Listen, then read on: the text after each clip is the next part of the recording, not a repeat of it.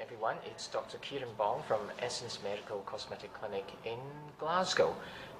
Today I'm going to have a very short video talking about the crow's feet and the treatment of crow's feet with Botox. I get this question on a day-to-day basis, and it is a very challenging part of the face because although Botox has been such a successful household name, it's starting to become its own worst enemy because everyone pins all their hopes on Botox to sort out every element of the aging process. So I'm going to zoom in to the crow's feet today, and I'm going to focus on just explanation about what's achievable with Botox and what's not achievable.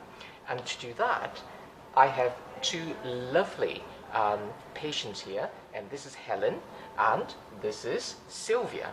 And as a Botox doctor, what we do is we look at the severity of the crow's feet, and then we look at the pathology of it, i.e. what's causing the appearance of crow's feet.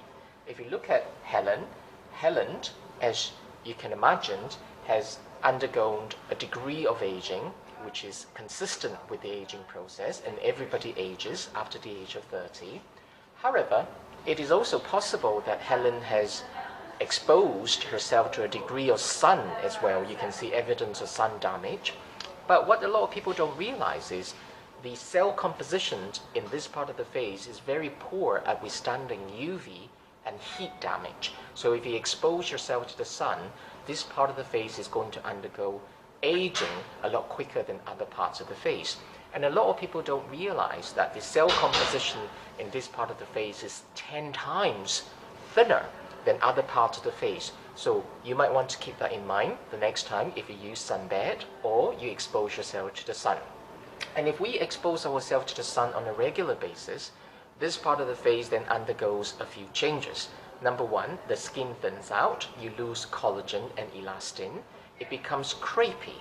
Second, there is lengthening of the skin as a result of the loss of collagen and elastin, and then there is loss of fat under the skin, and then the muscle becomes thinner as well. All of that, if you imagine being like a deflating balloon. So if you suck air out of the balloon gradually, you get the flabby bits. And when they smile for me. As you can see, all you are seeing here is loose skin. And let's turn to the left side. Smile, bigger smile, bigger smile. As you can see, when you have a degree of loose skin here and the cheeks go up, the loose skin has nowhere to go. It has to bunch up, and that's what you're seeing.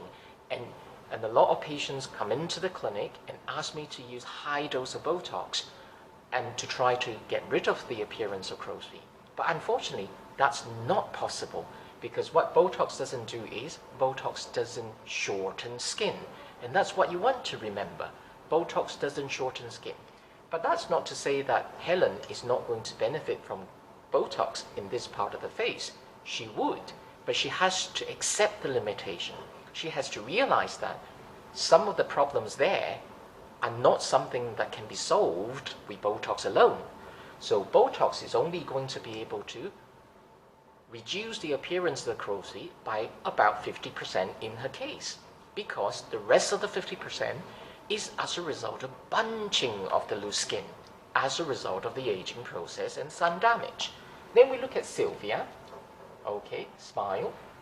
As you can see, when Sylvia smiles, the appearance of the crow's feet is mild and relaxed. That's because, as you can see, she is younger, number one. Number two, as you can see from the texture of the skin, she doesn't expose herself to regular sun exposure.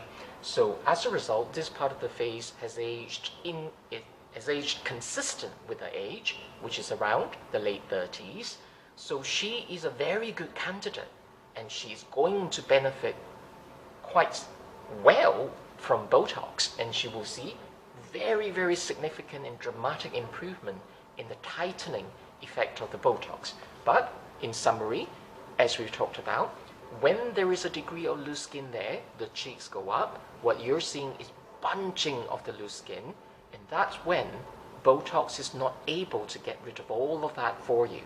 And that is the limitation of Botox, and you will need other treatment modalities in order to deal with this part of the face. So the next time when you approach a Botox injector, you want to think about that.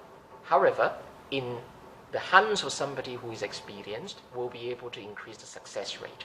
However, it's important for the clinician to analyze the pathology and explain to you what's achievable and what's not achievable. Thank you very much.